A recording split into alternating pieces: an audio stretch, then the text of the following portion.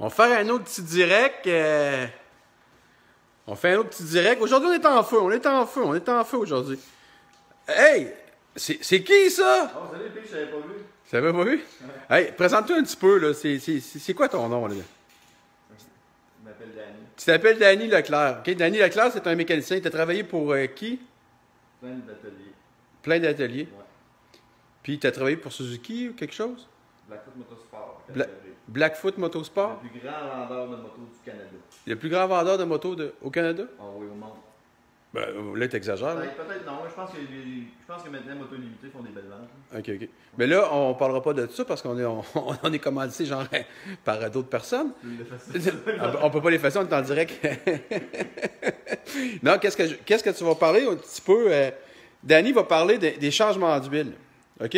Là, moi, je vais arrêter de parler parce que tout le monde sait qu'en mécanique, je cherche encore à me mettre le lave-vite dans le moto. Fait que tu comprends que mes connaissances sont vraiment très limitées. Fait que je te laisse expliquer qu'est-ce que tu as à dire pour un changement d'huile, mon Danny. Changement d'huile, une moto, tu sais, il n'y a pas une moto qui est pareille sur la planète. Plus fort, je vais parler plus fort. Les motos sont toutes différentes. Là, je suis en train de faire le changement d'huile sur le DRZ de 400 Suzuki AP.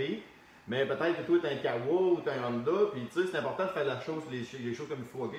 Moi, ce que je vais te conseiller, si tu veux faire ton changement d'huile toi-même, de ne pas aller sur Internet et de demander des informations à Pierre Jean-Jacques, parce que tu sais, 100 personnes vont te dire 100 affaires différentes, c'est peut-être pas nécessairement la bonne chose. Va te chercher le manuel de l'atelier de ton véhicule.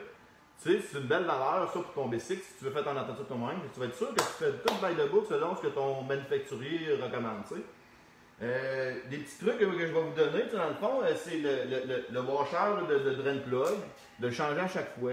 Ce qu'on va voir quand on va utiliser un washer encore et encore, c'est qu'on va vouloir avoir cette sensation-là de washer qui écrase à chaque fois, tu sais, que le torque, notre plug est bien torqué. En passant, il faut respecter le torque du fabricant, le couple de serrage.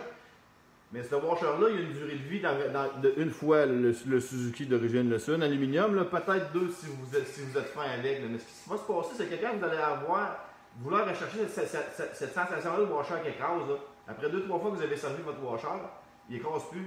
Fait que mais la sensation, vous la voulez, fait que vous torquez jusqu'à temps que vous voulez avoir cette sensation-là de washer qui écrase, mais c'est pas le washer qui écrase, c'est les filets qui descendent.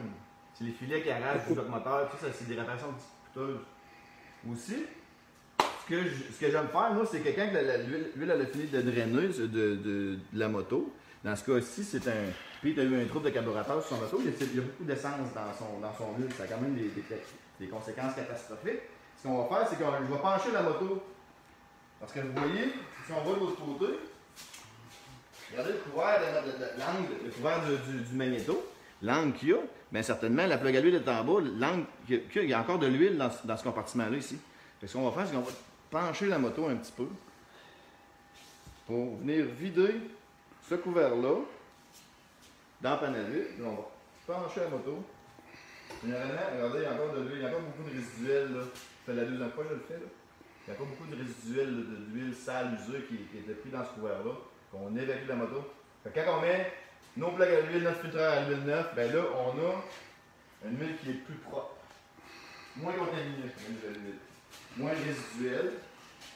Puis, faites bien attention, parce qu'on voit encore ça souvent, le filtre à l'huile, sur plusieurs véhicules, il y a un côté, pas l'installer du mauvais bord, parce que ça, ce qui se passe, c'est que l'huile est faite pour aller d'un côté, pas de l'autre.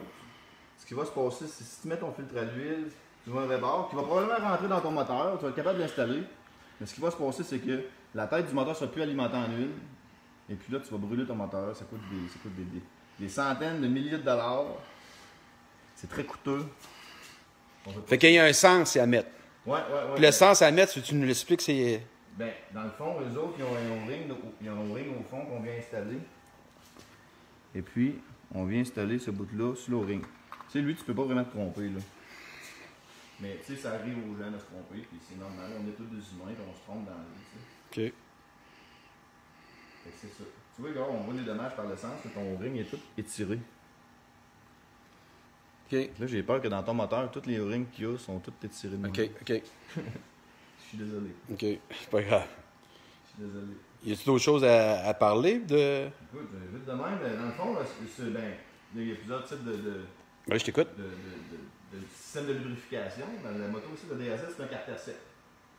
Dans le fond, c'est que le réservoir d'huile, c'est le châssis, c'est le frein de la moto. Fait qu'on va venir mettre l'huile ici.